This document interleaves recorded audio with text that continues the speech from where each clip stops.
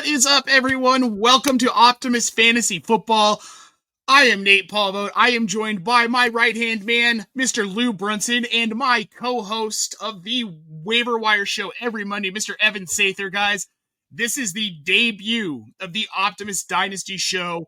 We've been doing all sorts of different things for you guys. We have not really had much of a Dynasty presence, which is crazy, Lou, considering we pour over rankings all off season. We're constantly following this stuff, but we've had other stuff in the works.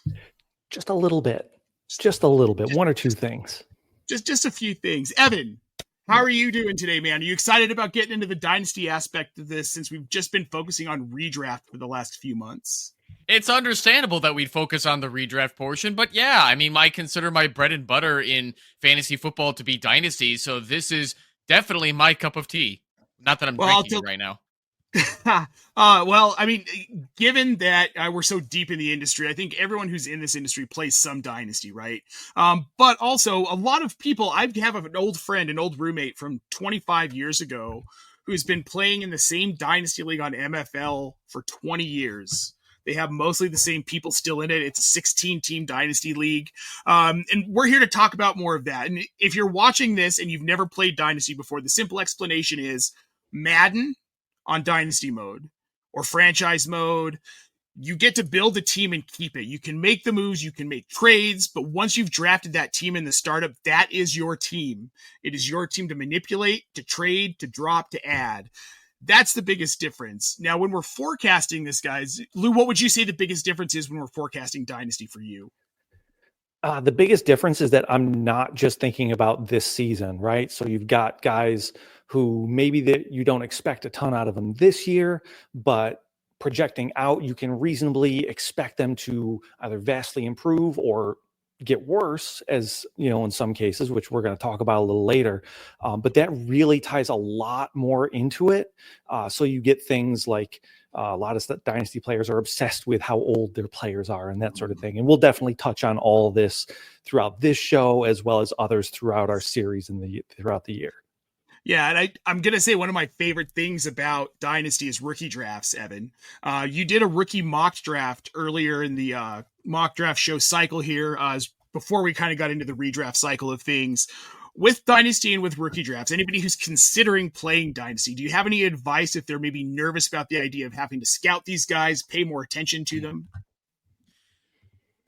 I wouldn't say it's anything worth stressing about, because even though people say that Dynasty runs year-round, 12 months a year, it's really not, because depending on the league settings of your Dynasty league, trading is probably turned back on once the championship happens, but free agent acquisitions are not until after the draft. So you really don't have a lot to worry about since, and you have plenty of months to get by and watch the NFL draft and see where certain guys go and who's going to be good for your Dynasty rookie team.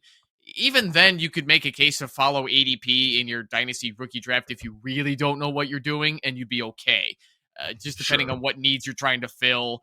I over the last few years, I've seen running backs go, even if people don't believe that this certain 6th round running back is going to be any value, just grab him anyway and see if he turns into anything by preseason.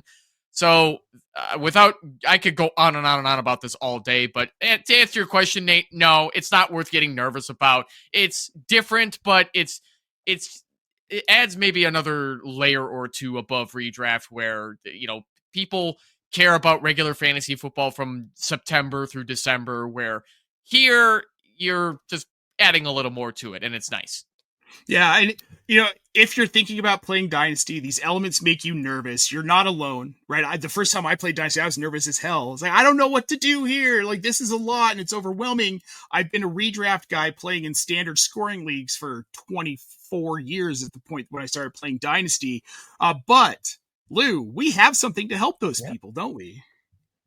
Yeah, we have our Discord server. And I want to know if you've joined our free Discord server, and if you haven't, why not? We've got people like me, Nate, Evan, and a gaggle of other Optimus folks ready at literally any hour of the day to help you with all of your pressing fantasy football questions, commiserate on your bad beats, and just generally hang out like we're doing now. And I know the last thing you need is another Discord server to get a bunch of notifications from. And we are not about that life. Our goal is to help you get notified about the things that you are interested in and nothing else. So come hang out. Be sure to say hi and make sure to @ me when you do. And don't forget, if you're interested, go down into the show description, check out our Discord server. It's not just Dynasty. We've got Redraft, links to all of our content, our articles, our videos on TikTok and other social platforms. Make sure you come check out that Discord server. Lou's there all the time. I'm there as much as I can. I know Evan loves to kick around in there as well. But now, guys, let's get into the meat of the show here. Let's get to our, this is, I mean, really, here's the way I'm going to put it. This is our nerd hour. This is where we get to really geek out about the stuff that we follow, that we're paying attention to, that we're listening and we're seeing. We're going to start with rookie running backs. Lou. Yeah. There's a whole slew of guys. We have some guys too. The first one I really want to talk about is Ja'Cory Krosky-Merritt on this list, because there's been so much hype behind him, not just from a dynasty standpoint, but from a redraft standpoint too, especially when the team decided to move on from Brian Robinson Jr., trade him to the San Francisco 49ers. And I want to ask both of you this. Looking at this team, the team that Dan Quinn has built with Jaden Daniels, Terry McLaurin, they're trying to get younger. They're trying to improve their defense. Is a guy like Ja'Cory Krosky-Merritt, do you think there's a future for him, or are we just getting way too excited about a guy that's probably never going to be more than like a Tank Bigsby, Lou? Yes, I think it's a bit of both, actually. And in Dynasty, you can have situations like that literally all the time. I think if you are looking at in terms of 2025, especially, and you are looking for that instant production, I can plug him in as, plug and play running back week in and week out, you are going to be sorely disappointed. And in Dynasty, that doesn't necessarily hurt as much. However, Dynasty's become a much faster game now, where people are going to turn and burn their rosters a lot faster. They're going to lose faith in prospects and move on.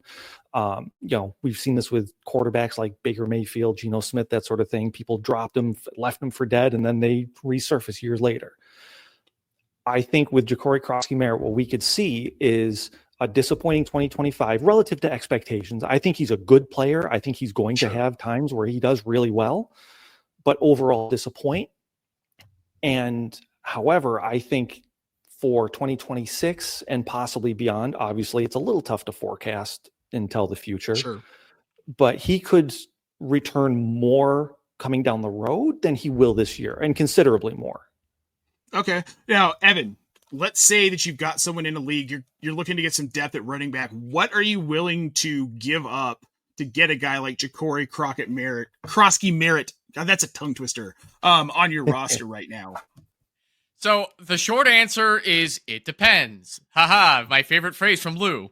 But for the vast majority of leagues, if I'm not ultra desperate at running back, Ja'Cory Krosky-Merritt, people need to know on the unofficial depth chart that the Commanders released the other day, JCM is listed as the Commanders running back 4 on their respective depth chart. He's behind Austin Eckler, Jeremy McNichols, and Chris Rodriguez. He's buried on the depth chart right now. He needs to make a case to climb his way up.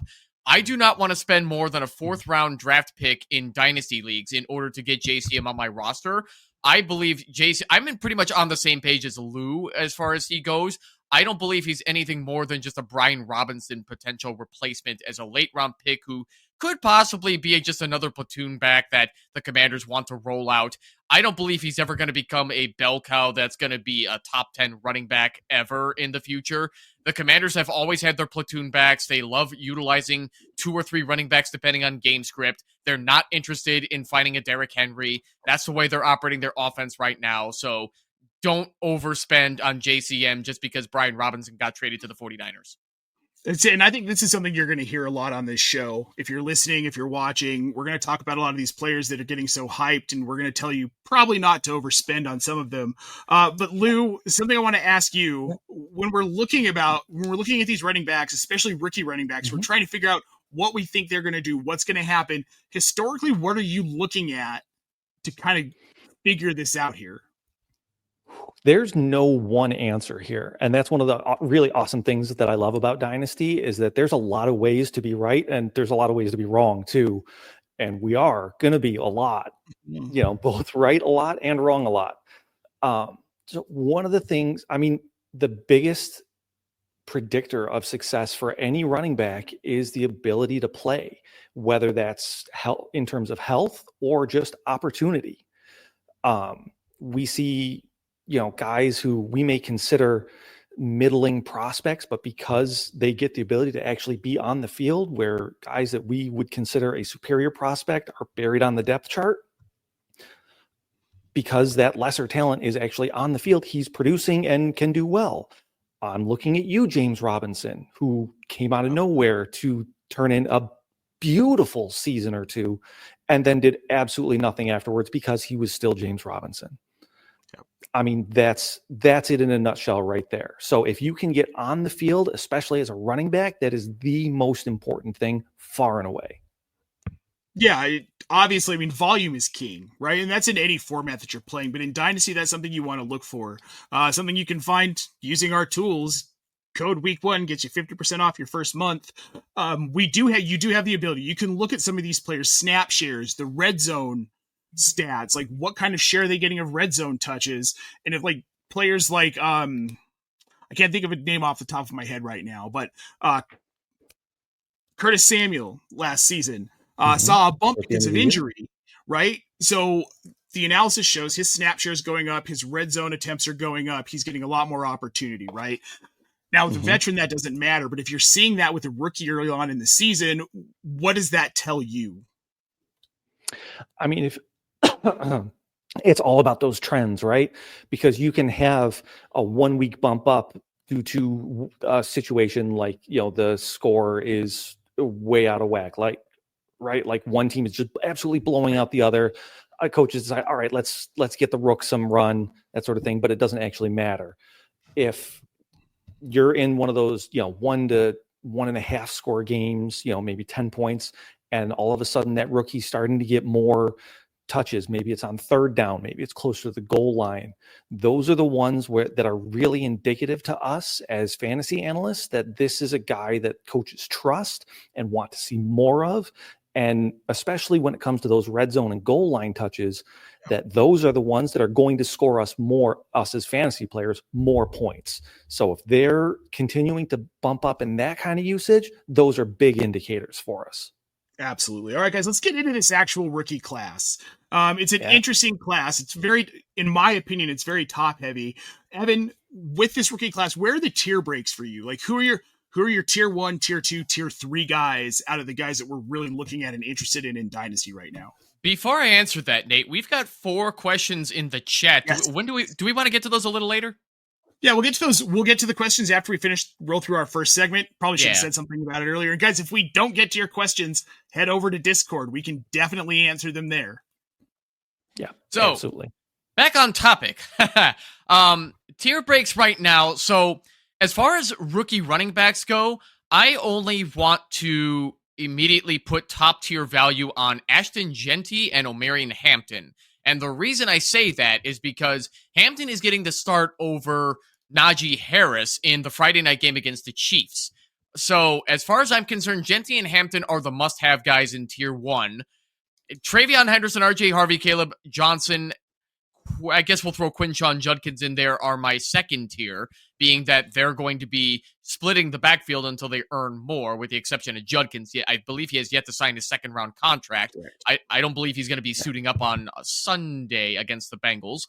And then we also have Bashal Tutin, Taj Brooks, I'd put Scadaboo in the third tier, along with Tutin and Blue, along with Taj Brooks, being that they're the RB3s on their respective depth charts who are expected to get some good change of pace volume. And then Ja'Cory Krosky-Merritt, until he proves that he belongs in that third tier, is at the bottom, being that he's RB4 on that depth chart. And it doesn't seem like the Commanders are ready to praise this guy. They want this guy to earn that role. So that's where I have it right now. Genty and Hampton are the guys. Everybody else, well, they got to prove themselves. Lou, how do you feel about that? Are you on the same page as Evan here? More or less. I only have Genty in the top tier. There is such a gulf between him and everyone else, partly because of opportunity. As everyone and their brother has talked about, Zamir White is not going to be stealing any touches from Ashton Genty. As we talked about yesterday. Yeah, he's there to, Genty breaks off yet another 45-yard run, and Zamir White's going to be in there for a play or two to let Genty catch his breath, that sort of thing. And I know that Hampton right now has been declared the starter. And I mean, that's great. It's still John Harbaugh. You can trust him if you want. I'm pumping the brakes a little bit there. Najee Harris is still a better running back than we as the fantasy community like to acknowledge. And he is the type of running back that Harbaugh falls in love with. So it may not be week 1 because Harris is still coming back from that eye issue, which don't play with fireworks, kids. But it's still going to happen more often than we'd like this season. So I still have him in that second tier with the others, the Judkins, Henderson, Harvey, Johnson, which if anybody is panicking about Caleb Johnson at this point, you need to stop. You need to slow your roll. Yeah. This is Dynasty. This is not redraft. Redraft, it's valid. Okay. I understand the worry. But for Dynasty, just woo-saw it out, breathe it out. It'll be okay. Okay. Yeah, I'm with you here. I think my biggest difference between you guys is I've got Quinshon Judkins back in that third tier. I don't believe that he is going to start anytime soon. And I do believe that once they do actually get him signed, it's going to be 3, 4, 5 weeks before they're really ready to give him any sort of significant work. And then from there, you've got to worry about the culture, right? He already got himself in trouble going to a team that harbors troublemakers for lack of a better way to say it, right? Like the culture in this locker room in Cleveland is not great. It's not great. And you got a kid who's already in trouble, hasn't even taken a snap in the NFL. I don't trust him, and I overdrafted him before all the trouble happened, but I've got to back him out here. I think my second tier really is going to be Trayvon Henderson, RJ Harvey, Caleb Johnson. Bashal Tootin is a close one for me, though, because I really do believe that he's going to very quickly overtake Travis Etienne and Tank Bigsby. I just think he's a better back. And I know there's been some pushback on that, but that's where I'm at with this. And Jaden Blue, I think, is up there with Bashal Tootin for me. If you really look at that Dallas backfield, Javonte Williams, Slime Sanders, both of those guys are toast. I want to add something onto what you're saying there too, Nate. Just because a backfield looks terrible on paper doesn't mean the shiny new rookie is going to prevail in it. And that's the one thing I want to temper people's expectations for guys like Bashal Tootin and Jadon Blue. Just because they're back there in a iffy backfield in Jacksonville and Dallas does not mean they're going to overtake anything by the end of the season. They need to prove themselves too, that they can hold their weight in the NFL level against starters and be the guy that they want to trust in the future. So I wouldn't go out of my way to be rostering these guys at the end of your, I know this is a Dynasty show, but not, and especially at the end of your redraft benches, don't go rostering them right away. But if you drafted them or picked them up for free in Dynasty, they are perfectly fine holds. Just don't go crazy in the first couple of weeks thinking, oh, they're going to be overtaking their backfields. Because if they don't, give it time. It's a waiting game, right? Yeah, 100% it's a waiting game. And that's when we're talking about these prospects. I mean, that's obviously, I'm not starting Bashal Tootin anytime soon, right? But I was getting him in the 4th round of rookie drafts. I can taxi him this year and hold. And that's what I'm looking at, I guess. A good time to say this. That's what I'm looking at with these third tier guys in any like rookie position. When we're talking about these guys, these third tier guys are guys I want on my taxi squad. My tier 2 guys are guys that I don't want to put on taxi because I think they're going to be relevant at some point this season and I might need them. This tier 1 guys, I'm firing them up week 1. And for me, that's Gianti and Hampton are the only 2 here. Yep. And I'm not even doing Hampton week 1 because it's Kansas City. Their defense isn't that good, though, Lou. They're good, but they're not great. They are beatable on the ground. You just have to scheme it well. Yeah. But they're tough. I mean, we'll talk more about this on Sunday. We're going to have plenty of start-sit information at 9 a.m. Eastern here. All right, we're going to move on real quickly here. We're going to get some questions first because we've got some of those here in the chat. We'll get to this first one. Kyle Siebert audio. He's got a start 2 question, guys. We'll start with Evan on this one. Shakir, Coleman, Myers, Ollie Gordon. He has Josh Allen. Which 2 are you starting? It's like I said on the waiver wire show on Tuesday. I hate these generalized pick 2 questions because I have no idea what Kyle's league looks like. I have no idea what your scoring is or what you're trying to accomplish with your lineup at the moment. But I hate these in a vacuum style questions. So now that I've gotten that part out of the way, I don't know why you're rostering Ollie Gordon at this point. He's not getting RB1 work because what's his face? Devon Achane is playing on the Miami game is on Sunday, if I'm not mistaken. Correct. But yeah. Achane is playing. He's going to be the bell cow. Ollie Gordon is not getting significant volume. So you got Khalil Shakir. I'm guessing that's Keon Coleman and Jacoby Myers. If those are your only 4 options, I'd say Shakir and Myers if I really have to close my eyes and pick 2. Yep. Lou, any disagreement there? Nope. It's Shakir's going to see the volume. I like Coleman, but it's that Baltimore defense. If they're going to take someone away, it's Coleman. And with Amari Cooper's retirement, as just came out earlier today, Myers is going to get that much more work. Not that I thought Cooper was going to take that much, but still. Yeah. Yeah, right. But still. We got Robert Mitchell Prophet in the chat saying, hello, guys. Robert, it's great to see you. We've got Jaden wondering if he should drop Darnell Mooney for Dante Thornton over in Las Vegas with the Amari Cooper news. I'm going to say no. I would hold on to Mooney. We know that he's going to see volume in Atlanta. Lou, you're shaking your head over there. Yeah, I just if this was Dynasty, I would consider it. I would also say Mooney is going to be an asset that you can actually trade for something. We kind of hope that Thornton is, but we're not sure of it. So pretty much any format, I'm saying you're sticking with Mooney. All right. Yep, I'm with you on that. I think we all are in agreement here. Evan, you seem like you're shaking your head yes. All right, we're going to get head earlier. kind of saw. All right, we've got Aaron Hudson here. He's got a question. Full PPR 10-man league. Quarterbackers are Joe Burrow and Drake May. He's got Devon Achane as his running back, as well as Kenneth Walker, Tank Bigsby, Caleb Johnson, and the footless Joe Mixon. Wide receiver, we've got CeeDee Lamb, Lad McConkey, Devontae Adams, Tet McMillan, Jordan Addison, Brandon Ayuk, Darnell Mooney. Any moves I should make or any advice on this roster? First of all, get rid of Joe Mixon, find someone else to take that roster spot. That's the first thing I do. Otherwise, Lou, I really like this roster. Yeah, that's really about it. I mean, maybe you don't need to roster Drake May because you've got Joe Burrow and you're never, ever going to start Drake May over Joe Burrow, ever. Not ever. But if you can move him for something. So if you can move him for something, great. But if there's someone that I want on the waiver wire that's going to help me at a different position, I don't have any problem cutting May loose either.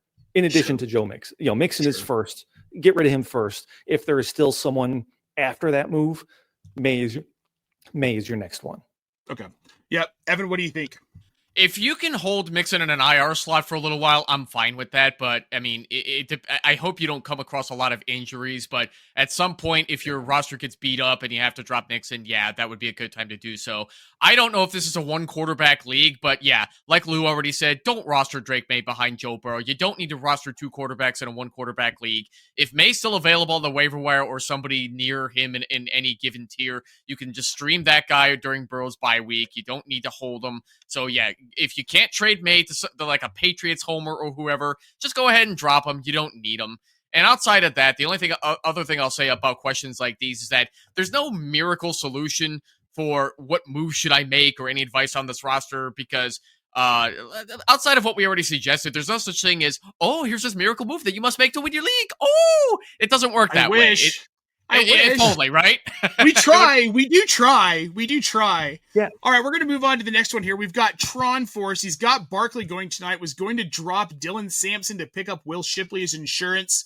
I wouldn't bother with that. No. I'd keep Dylan Sampson. No. Because if you know that Saquon Barkley is going to get hurt, yes, absolutely do that.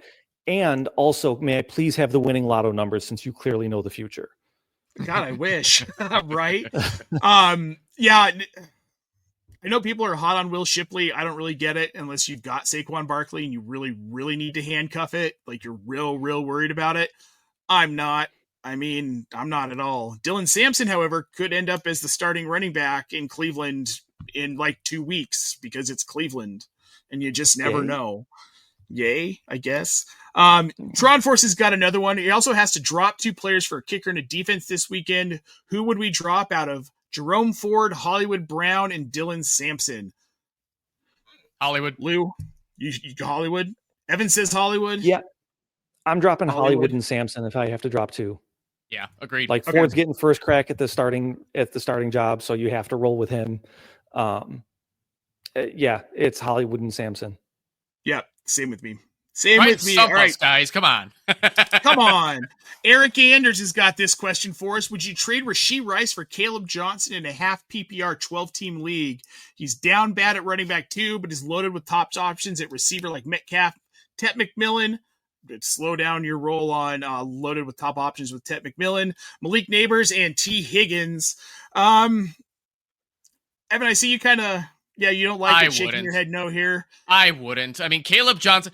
listen, I love Caleb Johnson. I love his prospect. I drafted him in the first round of my own Dynasty League, but I'm assuming this is a half PPR 12-team redraft league we're talking about here. Yep. This is not a trade you need to make right now. I understand the worry with Rashee Rice being suspended for 6 games, but... Yeah, I like your wide receiver room. They look good. I love Tet McMillan even as a rookie, but... Don't go crazy with don't go crazy with the mentality of, I got all these wide receivers. I must trade one to strengthen my running backs. Don't rush into that. Take your time with that. Wait for the right offer. Play the waiver wire too. You never know who's going to step up on it that nobody drafted. You don't have to rush into that, Eric. Don't worry. Don't panic. Take your time. You may be down bad at RB2 to start the season, but it's not going to be that way once you get into like October. Well, and plus in a half PPR league, you're loaded at wide receiver. When you get Rashee Rice back, you're even more loaded at wide receiver. I think you can weather it through 6 weeks to get Rashee back. I would not trade him for Caleb Johnson. There's just no return on that at all. I want to highlight this one for Mr. Doug Royer. Where's Casey Kasem? I know she's with you, Doug. She is with you. You guys were on a cruise, but you're back in time for the Cowboys tonight, which, I mean, I don't know if you should be excited about that or not. I guess we're kind of on the fence here. Let's move on, though. Just talking about wide receivers, we're going to move on to sophomore wide receivers. This is an interesting class to look back at after their rookie season. Malik Neighbors, Xavier Worthy, Marvin Harrison Jr., Rome Odunze, Ladd McConkey, Brian Thomas Jr., Ricky Pearsall, Jalen Coker, Xavier Legette, and Jordan Whittington. I'm sad that Malachi Corley's not on this list, but he doesn't even have a damn team right now. He does. He's on the Browns. He's on their practice squad. Oh, I did not know they re-signed him to the practice squad. So yeah. He's technically on a team. Lou, out of this group in 2025, and this is a pretty loaded group of second-year wide receivers, who takes the biggest step forward? The biggest step... Oh, boy. In terms of biggest step forward, that's a relative question, right? Because you've got guys like Ricky Pearsall... And just in overall, who takes the biggest jump in rankings? Yeah. I really think that you're looking at Ricky Pearsall as the biggest mover when all is said and done. That doesn't mean that I like him better than Rome Odunze or Marvin Harrison Jr. or Malik Neighbors. I don't like him better than those guys at the end of the year, but that's just because Pearsall has so much more ground to make up. I think when all is said and done at the end of this year, we view him as kind of the 1B to George Kittle's 1A as the top pass catching offense in San Francisco, especially with, we can see the end of Kittle's career kind of coming down the road. Maybe not immediately, obviously. We really like him right now, but Father Time is undefeated. And same thing with Christian McCaffrey in the backfield, who catches a lot of passes. Like, this offense is going to be changed very, very soon, probably starting this year.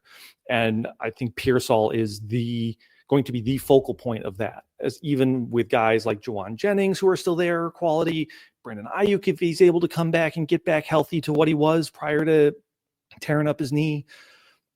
It's really Pearsall's that guy that if I can get him for any sort of discount at all right now, that is a move I want to be making.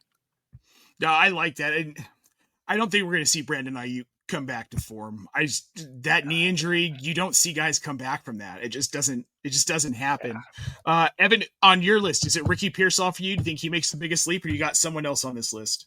If we are measuring this by where they finish in wide receiver PPR rankings, yes, I think it's absolutely going to be Ricky Pearsall, hands down, because the guy barely got to play last year after being a victim of gun violence in San Francisco, in addition to being a first-round draft pick that the 49ers are going to want to chuck the ball to see if he works out. He was a late first-round draft pick last year, and you don't spend that much capital on a guy for him to ride the bench and be like, we're just going to play Juwan Jennings more. Yeah. No, Jennings will still get his field time, but they're going to want to get Pearsall out there, which will probably hurt the opportunities that Jennings got last year. Having Brandon Ayuk out also will do the same, which I don't know if I'm ready to go as far as to say that he's not coming back from that knee injury as the same wide receiver, but Pearsall will easily win that. You could also make an argument for Marvin Harrison Jr. and Rome Odunze because they not climbed up the depth chart necessarily, but they're going to get more chemistry with their starting quarterbacks, and they're going to get more opportunity to do more, but it's not going to look as exciting as somebody like Ricky Pearsall, who's going to make a case for like most improved player, even though that award is like, well, what does that really mean? So yeah, I think I'm with Lou. I think it's Pearsall. So nobody's going to pick Jordan Whittington, huh? Man, you guys aren't fun. I'm with you. I think it's Ricky Pearsall for me. Odunze though, I think Odunze is going to take a pretty big leap too in this Chicago offense. He's my second. Yeah, he's my second as well. And I think my third one is probably going to be, I'm hoping it's Marvin Harrison Jr. We got to see more out of him. I'm not betting on it. I'm not either, really. Is he? And that's not on Marvin. That's on Kyler. Yeah. Well, yeah, it is on Kyler. I mean, he can throw the ball to Trey McBride, but if you can't see the guy downfield, how are you supposed to throw it to him? Short joke. All right, we're going to move on now. But seriously, I think with Ladd McConkey really can't move up any farther. He already made the leap last year. We know he's the wide receiver 1 in Los Angeles with the Chargers. Xavier Worthy is 1 too. I just don't think he's going to move much. I don't think we're not going to see a role increase for him. I don't think anything really is going to change. With the way the Chiefs... Not in that offense. Yeah, I was just going to say the same thing, Lou. Like, with the way the Chiefs do their offense, I don't see an opportunity for Worthy to all of a sudden be the de facto wide receiver 1 just because he's there. I think that's the problem with the way a lot of people in the fantasy football community analyze guys like them, is that they just go, well, nobody's behind him, and therefore it must be Xavier Worthy season. But Xavier Worthy is a deep threat guy, occasionally a possession guy that they like to get the ball in the hands of, but the offense with the way the Chiefs run is, I don't want to say arbitrary, but it's very vanilla, unoriginal, and it struggles a lot because they have Matt Nagy as the offensive coordinator helping out Andy Reid, where you're just going to see a lot of wide receiver flat routes and running back draws, and it's not exciting. It works just based on the talent that they have, but that offense lost them that Super Bowl last year, and I'm going to stand by that. So, no, I don't think Xavier Worthy is going to leap that much from his wide receiver 33 season in PPR. I think he'll be a fine wide receiver 2 in your lineups if you choose to keep him, but 59 catches on 98 targets, I don't see a big leap from that. He makes me think of like Jaden Reed. We got excited about Jaden Reed, but he's more of like a tool player or like a gadget player. You're going to run like jet sweeps with him and do stuff like that. But you can only do that 1 or 2 times a game. And Juju Smith-Schuster is still on this roster.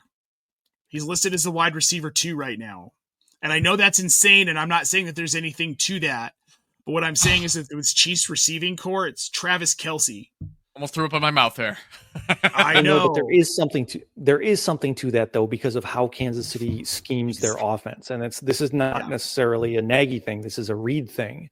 And they don't just go to, they don't silo everything through their top two guys, right? They get, their fifth wide receiver, their seventh wide receiver, their third tight end, all these guys involved. And it's really, really tough to see, because I love Xavier Worthy as a prospect, as a player. I think he's really talented, and in another scheme on another team, heck, on the Chargers, I think he would probably be the wide receiver one, even over Ladd McConkey in that team, because Justin Herbert can just do amazing things with the ball. But because he's on Kansas City and the way they run their offense, he's just, I don't even think he's necessarily a wide receiver 2 on your team. Maybe value wise he is, but as far as your starting lineup, it's really tough to look at him above that wide receiver 3 tier. I completely agree. The only way that I feel like I can consistently start Xavier Worthy is if they're playing a secondary that doesn't cover the ball deep well. I think they'll go to Worthy in that situation all day. But people seem to forget, and we're old enough to remember, the three of us here, when Andy Reid was the head coach of the Eagles, did the same thing. There was not a consistent wide receiver 1 on any of those teams. They had all these guys that played a specific role in the offense. And I bring up Juju Smith-Schuster. He's that underneath guy, right? And what does Patrick Mahomes love doing? Throwing underneath the safeties. He does it constantly. And Juju Smith-Schuster's jam is getting in underneath the safeties, especially in a soft zone. He does it very, very well. He's going to get volume. We can all laugh and throw up in our mouths, and I hate it, and you hate it, and Evan hates it. Everyone watching the show hates it. But the fact of the matter is an Andy Reid offense isn't going to feature one guy. Hollywood Brown could be a wide receiver 2 in your starting lineups in fantasy if he was on some other teams. But in Kansas City, again, he's a guy who I might think about flexing him if I absolutely have to, where there's a week where his skill set lines up with it. But that's just not the kind of offense Kansas City is. And we can be as excited as we want about Xavier Worthy. And I think part of the problem is everyone's waiting for Andy Reid's next Tyreek Hill. Yeah. That was a once-in-a-lifetime deal for Andy Reid. He is never, ever going to feature a wide receiver the way that he featured Tyreek Hill. It's never going to happen. I don't care how fast the guy is. Tyreek Hill's a freak.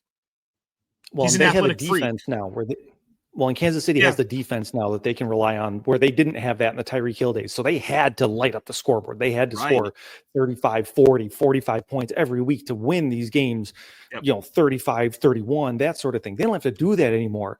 They're out here playing Cincinnati 18, 16, games where shenanigans are happening at the end because it's Kansas City. And they are perfectly content to win that way because they win. If they weren't winning, it would be different. So if something changes, all this goes out the window, right? However, until that changes, we don't have any reason to think that it will. This is what Worthy is. And this is part of Dynasty, unfortunately, is, throwing cold water on these prospects that we loved coming up and coming in. And then they get here and it's... Well, I think Dynasty managers sometimes tend to forget that, real football is way different than fantasy football. And in real football world, Xavier Worthy is going to be on this team for a long time. They're going to re-sign him. They're going to give him contracts. But this is probably his ceiling unless they change coaching staffs, which that's not happening anytime soon, not until Andy Reid decides to retire. And he doesn't look like he's ready to retire anytime soon. So this is what we live with in Kansas City. It's hard to trust their wide receivers at any given point. I love this comment here. I just want to toss this one up here. The only other stud wide receiver Andy Reid relied on was Terrell Owens, and that was 2004. Yep, that's my brother Ryan. Thank you for the comment, my bro. Yep, he's got you. Well, guys, I think we're going to move on to veterans, but before we do, we've got a bunch more questions in the chat here, and I'd love to get to these. Yeah. We have got, let's get over here. I got to get to there we go. Canelo here. Would you trade Trey McBride for Rice? We're going to say Rashee Rice, Jalen Warren, and a second-round pick. Actually, I need to know, is that Jalen Warren or Tyler Warren? Probably Tyler Warren. That right there. Yeah. Tyler Warren. I hope it's Tyler Warren. Yeah. What do you think, Evan? I wouldn't do it. Trey McBride is a top 3 tight end that's not moving down from that top 3 status for a very long time. Those guys do not come along easily. Tight ends are not rare, but they're very sparse as far as getting solid PPR volume out of them. Especially, well, I mean, it doesn't sound like Canelo's in a tight end premium league where you're going to have more value on lesser, I say in air quotes, tight ends. So no, I would absolutely not do this trade. I would not trade away Trey McBride. I would hold him. Yeah, go ahead, Lou. Yeah, I think it depends here. If you know that you are entering, if you've been a contending team and you know that you're kind of starting that downslope of, okay, I pushed my chips in the middle and I either won my championships, which awesome if you did. But now you're kind of coming off that. Your roster's getting a lot older. You've got some guys where you can see the end coming. I'm a lot more inclined to entertain the trade in something like that, where I can trade Trey McBride off for these younger, high quality pieces. I'm not a huge fan of Tyler Warren. However, we love our young stud tight ends. I mean, people still love Kyle Pitts for no good reason. Tyler Warren, he could do nothing, and he's going to do the same kinds of things in people's minds because he's Tyler freaking Warren. And say what you want to say about Rashee Rice and his suspension, when he's on the field, dude is ultra productive, soaking up all those ridiculous underneath targets from Mahomes in that Kansas City read offense. So if you are that team who's looking to rebuild or retool, I understand it. I'm never going to like moving off Trey McBride. I think he is absolutely bonkers at tight end. And I get it if you need to. He's a guy. Trey McBride is a guy you build around, not a guy you trade away to rebuild. Yes. This is what I'll say. Friend of the show, Andrew Cooper, over there at Fantasy Alarm, the tight end whisperer.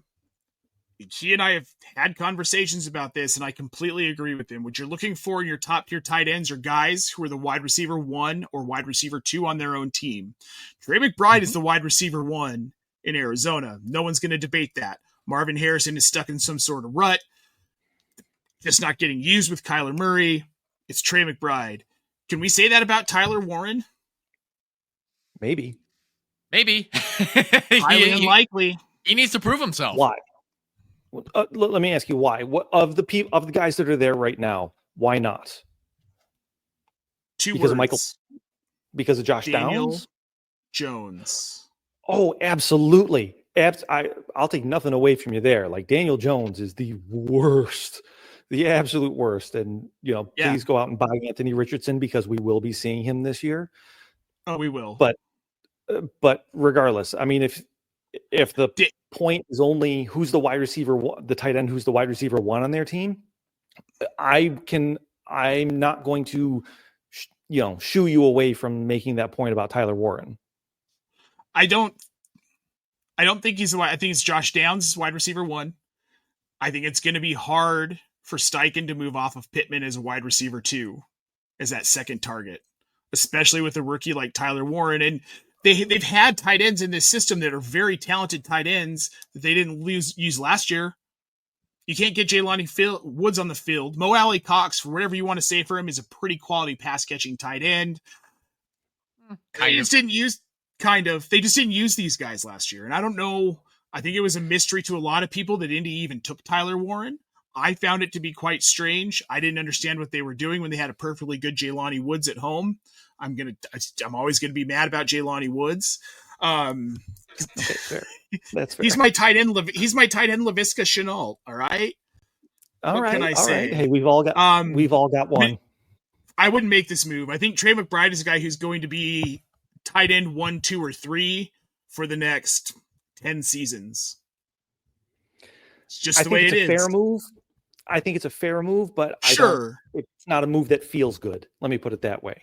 Yep. And I still wouldn't do it, but yeah. I wouldn't do it either. But if you have to, I get it. But I don't know why you'd have to, I guess. We're going to go to Aaron Hudson here. In redraft, would you rather roster Dylan Sampson, Trey Benson, Jaden Blue, Bashal Tutin, Najee Harris, or Braylon Allen? Lou, which one do you want? In redraft, it's Braylon Allen. for me. It's second to that is probably Najee. But the other guys are at least a step down from the others. I think there's a very, very good chance that Braylon Allen is the RB1 for the Jets later on this year. For whatever weird reason, that coaching staff absolutely loves him. Yeah. For what Aaron Glenn and company loves him over Breece Hall. And he isn't even 21 yet. He hasn't turned 21 until a couple weeks into the season. Evan, Najee and Braylon for you on this list as well, or is somebody else you like more? I was just about to answer quickly. It's Najee for me. I think Najee Harris is going to get the most work out of all of these guys this season. Out of all these other rookies who have to prove themselves on the field, I don't believe that. I mean, Najee, I don't know if I can say with certainty that he's going to see consistent volume all year long, but at this time of year, it's Najee will at least be splitting some work with Omarion Hampton until Hampton shows that he's ready to be the main guy, taking away work from Najee. But the thing is, too, Jim Harbaugh wanted to get Najee Harris on the roster just because he liked him that much. Somebody in the comments mentioned that he even tried to recruit him to Michigan at one point, which I don't even know if that's true, but I can look into that later. I'm not with Lou on the Braylon Allen hype. I think Breece Hall is still the guy. Braylon will be the change of pace guy at his age. I know it's tempting to believe that they're going to screw this up because it's the Jets, but just because the regime changes doesn't mean that they're going to do away with the guys that were with the previous regime. Breece Hall is still the guy as long as he's healthy, and I don't see him losing work to Braylon Allen right away. Oh, man. So I got to pick a side here. No, this isn't fun, guys. Because obviously for me, there's Dylan Sampson should be in consideration because I do think he ends up starting at some point because I just don't think Judkins sees that roster this year. Trey Benson we could talk about because of James Conner's getting older and we keep waiting for him to fall off a cliff and it hasn't happened yet. Obviously, I like Jaden Blue a lot in Dallas. I think he's talented enough to take over that running back room, but I wouldn't bank on it in this situation. Same thing with Tootin. I'm going to have to say Braylon Allen because I really do. And I have, and everything that I've read coming out of camps and coming into the season is that he's really earned a more consistent role. And the coaching staff doesn't necessarily love Breece Hall. So yeah, Najee's going to see consistent volume, but he only has one eye. I don't know how I feel about a Pirate running back. So we're going to go with Braylon Allen and we're going to move on to the next question. It's a shame Najee's not a Buccaneer. Right or later, it was right there. It was right there. Tron Force has got a 12-team PPR. This is an auction league. Jaden Daniels, Tyreek Hill, Terry McLaurin, Saquon Barkley, Christian McCaffrey, DK Metcalf, Travis Hunter, Cooper Kupp, Jalen Warren, Travis Eckler, Austin Eckler, Jerome Ford, and JCM. Any suggestions to improve? I'm going to be honest. I really like this roster, but I'd try and move off of Tyreek. Lou, what do you think? It's a little. I'm guessing the DK Travis Hunter Cup, that's the bench because they're separated out from the others. If Tyreek and McLaurin are your starting wide receivers, I think that's okay. I'm with Nate on moving off Tyreek. I think your DK, Hunter, Cup, Tyreek, those four in particular, if you can, whether it's packaging them with other players or that sort of thing to improve that wide receiver 2 and wide receiver 3, I think you've got a lot of players in there that I am not excited about starting in any week this year. Maybe Hunter grows into something down the year, but I'm a bit more skeptical of that than I know most people are, at least at the outset. So I'm looking for someone to be more consistent. It's something stinks in Miami, and its last name is Hill. It does, right? Evan, how do you feel about this? I mean, I don't love Tyreek Hill either this year, but I wouldn't say he's at a point where you absolutely have to move off of him right now. Tyreek Hill is going to be a guy every year on week 1. He always explodes for incredible PPR points. And if you want to trade him high after week 1, I'd be fine with that, considering the condition of his body and the age that he's been through over the years. I mean, you're going to do what you want with your roster in the end anyway. But to be frank, it's like there's no other suggestions I could say to improve just because we haven't even played any football yet. It's only week 1. I can't see the rest of your league. So in the context of YouTube comments, there's nothing I can really say that's helpful. All right. I still think you should move off of Tyreek Hill, and I do find that helpful. Here's why, though. I just want to explain myself on this for a minute. He didn't get voted captain. He's been weird all offseason. He said that this is the first time he feels like he's actually going to focus on football during the season, which I don't believe. He's getting older. The speed's not necessarily there. Tua's not that good of a quarterback, if you ask me personally. And they've got Jalen Waddle. And I think they're going to feed Jalen Waddle more than they feed Tyreek Hill. I think he's going to get frustrated. I don't know that he stays on the team through the season. I know that's a big prediction, but it seems like there could be some Antonio Brown in him. Yeah, but I feel like there could be some Antonio Brown in him where he just gets pissed off and is like, you know what, I'm done. I'm retiring. I've made my money. I'm out. Is Tyreek a trade deadline guy? Probably, not if he's still on the team. No, the big thing is going to be his salary. Miami would eat some of it, I bet, to get rid of him, though. I wouldn't be surprised. Hey, listen, there's plenty of teams out there that have salary caps that they could do it. And what team in the NFL doesn't need a guy with Tyreek Hill's skills? I will say, do they need Tyreek Hill? No, maybe not necessarily. Maybe they don't want Tyreek Hill, but they could sure use his skills. I can pretty much guarantee you that. Well, this is a fantastic transition to our last segment, End of the Road Vets, of which Tyreek Hill's name is on this list. But this is something in Dynasty that can really screw teams and put you into rebuild mode quicker than you ever wanted to be. If you hold on to a veteran for too long and don't move off of them, and then they're dead on your roster and you've got nothing in return. We've all done it. But here's some guys that we're going to talk about right now, some aging veterans that we think it's probably time to move off of, but maybe not. We've got Aaron Rodgers, Joe Flacco, Russell Wilson, Matt Stafford at quarterback. We've got DeAndre Hopkins, Devontae Adams, Mike Evans, Calvin Ridley, Tyreek Hill, Travis Kelce, and Cooper Kupp. These names were all once great, and if you had a lineup with these guys in it, you were golden. You felt championship bound. Not so much anymore. Lou, out of this list, are there any of these guys that you feel like are worth holding on to this season? Yes. And for me, it's Devontae Adams. He's in a perfect kind of end of career situation and wide receiver is also deep enough where if your roster you can look at your roster and say, okay, looking at 2026, if I take Devontae Adams off of it, I'm still generally okay. Devontae Adams, he's 32 right now. I mean, that is getting pretty ancient in terms of wide receiver age. And some wide receivers simply age better. I mean, not that he's Jerry Rice, but Jerry Rice played until he was 40, and I still have no idea how that happened. We have guys, Wes Welker's playing until he's 37, 38 years old. Devontae Adams is that kind of technician and perfectionist in his craft that I could see him doing it, especially with the Rams, where you've got guys like Puka Nacua to be the stud wide receiver one that terrifies a defense, and Matt Stafford, who, okay, his back doesn't work, but his arm has been touched by the football gods. I mean, that's kind of a perfect retirement, if you will, for Devontae Adams' football career. That's the kind of vet that I'm okay with riding into the sunset with, and even probably for a month or two after he officially retires, just kind of, as a thank you for your service. Yeah. Here's the thing, and I've got him at wide receiver 17 in my draft rankings. My weekly rankings are coming out in a couple hours here once I have time to tighten them up after the show. He was wide receiver 10 last year. Garrett Wilson was wide receiver 8.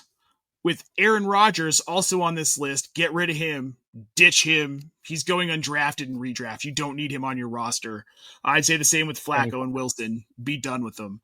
But Devontae Adams I think he is the guy on this list where I'm looking at him like I'm not ready to move on from him, and I don't think I'm ready to move on from Travis Kelce either.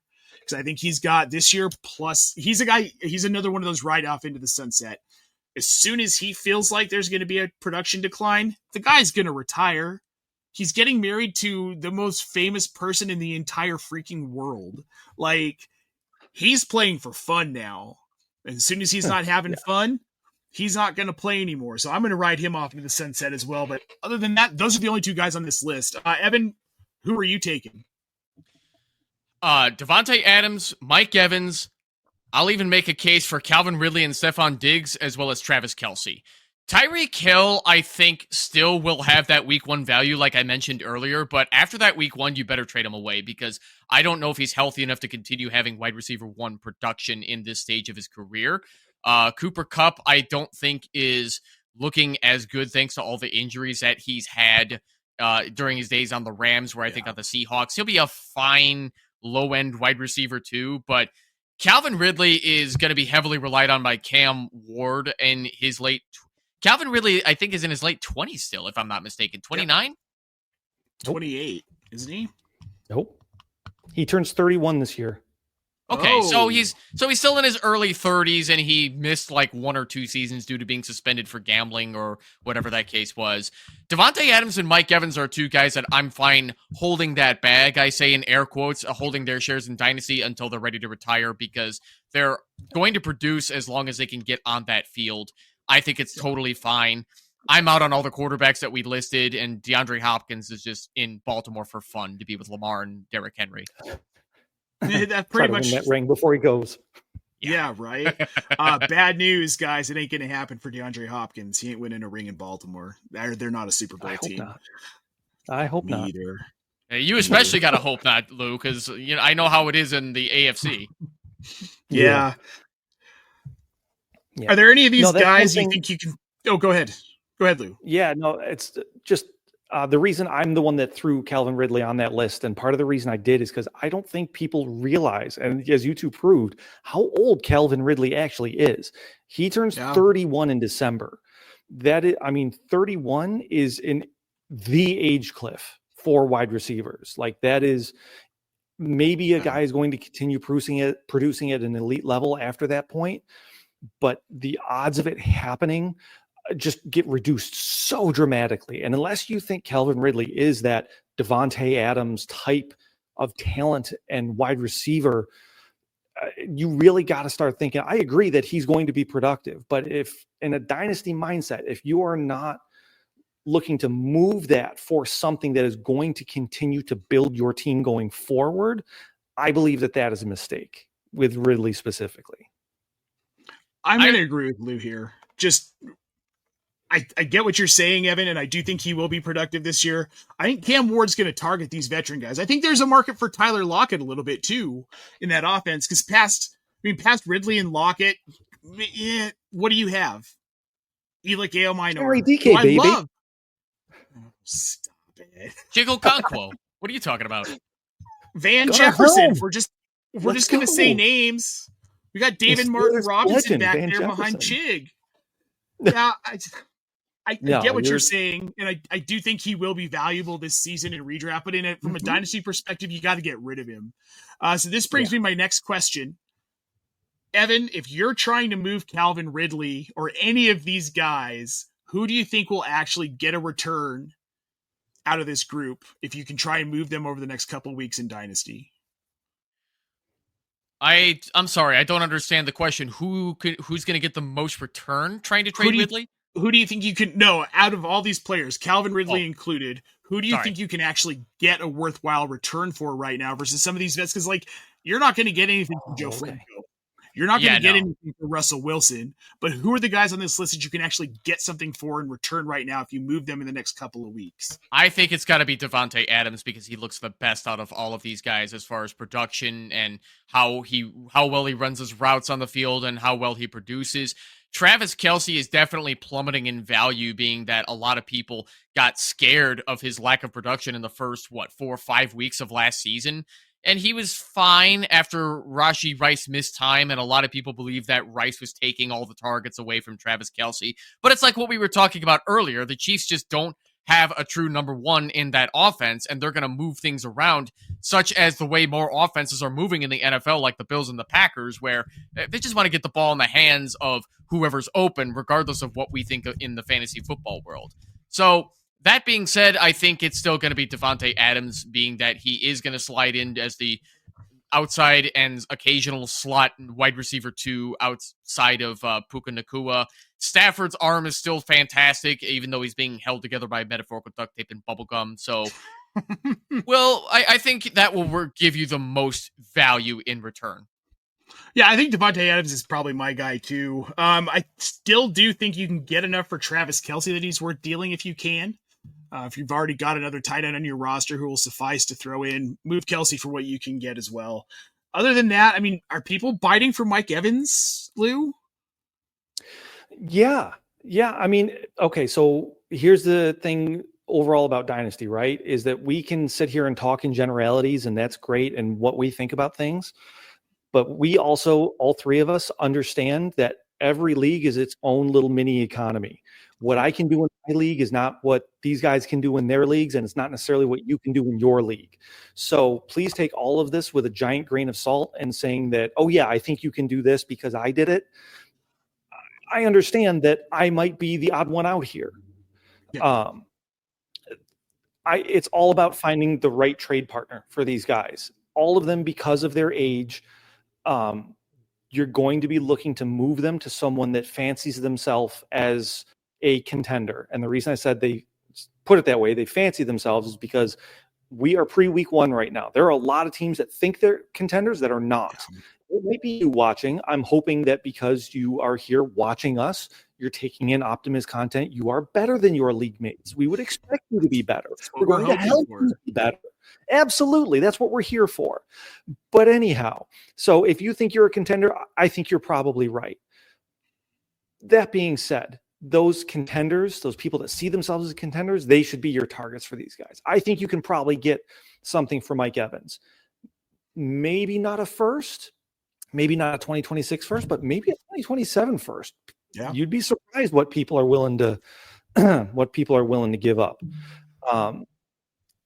And I think you can probably, for let me see here, for the Evans, the Adams, the Hill, I think you can probably get a future first for any one of those wide receivers, maybe even a first plus for some of them once points start coming in. You know, if Tyreek blows up week 1, the way Evan was saying, if Ridley shows out this year, you know, for a few weeks, that sort of thing, you're probably going to see those prices go up a bit because the Dynasty community is very reactionary and we love to take advantage of it.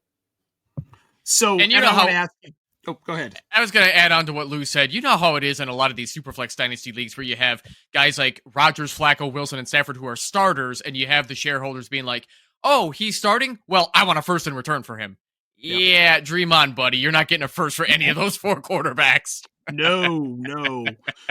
I don't even think you could get a third. Not even. Maybe Stafford if you've got a contending team that has a quarterback get hurt. At some point during the season. Yeah, I think that's going to be. That's the thing. People get weird in season, man. Like I could understand it if you're down to one quarterback and that one quarterback gets hurt and you need Matt Stafford because he's having a halfway decent year in this offense. I could see giving up what I would expect to be a late second round pick for him. I don't love it. I don't think it's good value, and I understand the move if you have to do it. Because it's about winning championships. And if that gets you that championship, then it's worth it. Well, and Evan, like what you were saying earlier, so much of what we say on these shows, it's in a vacuum, right? Like we don't know what your league situation is, so we're going to do the best to give you the advice that we can give you with what we know. I'm going to do my best not to complain about the in a vacuum stuff because I'm the biggest whiner when it comes to the in a vacuum stuff. I hate it with a passion. So I'll still do my best to try and help you all as Lou's choking on his water there. Well, you jerk. We'll always do our best to help you guys, even if it is in a vacuum. We're just here to help you guys win leagues. That's the whole reason we're here. Guys, it's been a great first Dynasty show. This is a blast. We'll be back in 2 weeks with just a little bit of a trade value check in on your leagues, nice short little show. But then first Thursday of next month, the three of us will be back for the full on Dynasty show here. Same time, same bat channel. If you didn't pick up on it earlier, we've got all sorts of data tools to help you guys out, plus a league manager. We've got EPA reports. We've got snap share reports. We've got a custom report builder, trade analyzers. We've got it all. Head over to tools.optimusfantasy.com. 50% off just this week off of your first month with the code week1. Next week, next show, we'll have a nice little ad from our boy Smokey. Just didn't have time to get it pulled and edited and popped up here, but we're excited for that. You can find us all on our social handles down below. We're all on Blue Sky. You can find me, Lou. We're on Twitter a little bit here and there, just posting some content if you're around there. Check out our Facebook page, but most importantly, head over to Discord. The link is in the show description. If you're watching this after we aired live, you can give us your questions on Discord. Lou desperately wants to answer them, guys. He wants it so bad. Happy football, folks. We have a game tonight. Cowboys, Eagles, beggars can't be choosers. We know who's going to win this game. I will take the live football. Lou, parting words for our wonderful Dynasty nerds out there. Yeah, this is great. Remember, week one is here. Week one is coming. We are not buying or selling because of what happens week one. We are playing Dynasty. We are in this for the long haul. This is not redraft. I'm begging you not to treat it like redraft plus. I understand others might, but we're here to tell you to not treat it like that, so that way you can take advantage of the people who do. Evan, parting words for our people. I want to mirror what Lou said, because Dynasty really is the long game. And when you get overreactionary to what happens with your shares of players after any given week mid-season, that's a great way to lose your league. You really have to wait it out, especially with the vast majority of newer players in the league, where you have to wait 2 full seasons in order to see what they really have to offer in the NFL, which is especially notorious with tight ends. Running backs has become that way too. So slow your roll. Don't get overly emotional about how little you think your fantasy players are producing in Dynasty. Let it ride out and aim for that championship like we all want to do. Yeah, absolutely 100%. Guys, I want to know, see English. He's got Dallas plus 9.5. Do they cover that spread? I'm just wondering what happens if Skip Bayless ends up being right, where he's glad Micah Parsons is gone and Dallas ends up beating the Eagles. No, that won't happen. Skip Bayless is a moron. I'm going to be honest. I don't think they cover. I don't think they do either. There's no way Dallas covers that. Lou's thinking hard here. He's got a calculator going. All right. So I don't bet at all. So I've got no skin in this game whatsoever. I'm going to say that they do, just because of dumb Thursday night football week one shenanigans where they score a meaningless touchdown with like 20 seconds left to cover. And you just see people, I hate the NFL. I hate football. And it will make social media so wonderful. Were there any good Thursday night games last year? I think there were 0. Let's hope we have a better Thursday night football schedule this year, fellas. What? Oh, are you kidding? The Amari Cooper to Josh Allen pitch in the snow was on Thursday night football. That was a great game. Oh, you loved it. Yeah. A resident Bills fan over here. We got Cat for Life in the chat saying football. Yes, we're all very thrilled. You know, it's cool to do this and to be an analyst and to get to toy with it all off season. We're constantly in football mode. But then when the season comes, man, all this just hits different, because now we're going to have real stuff to talk about tomorrow, Lou, and I can't freaking wait. Yeah. We wake up tomorrow with real football having been played and another game coming on Friday. You gotta love it. Yeah. Well, I want to thank everybody who tuned in, everybody who's watching after, everyone who has listened to the audio version here. We appreciate it so much. Again, we'll be back in 2 weeks with a short, just little market temperature check for you. And then the first Thursday of October, we'll be back with our full-on Dynasty show. We will start going much more often in the off season, but right now we're in redraft world. So we're just going to go with the occasional shows to help you guys out. But please make sure you're checking out the channel. Make sure you like this video and subscribe. We have stuff for all of your leagues. We have DFS, redraft. We've got it all. Waiver wire starts it. So make sure you're subscribed so you don't miss any of it. For Lou Brunson and Evan Sather, I am Nate Polvogt at Optimus Fantasy. We thank you so much for tuning in, and we'll see you next month.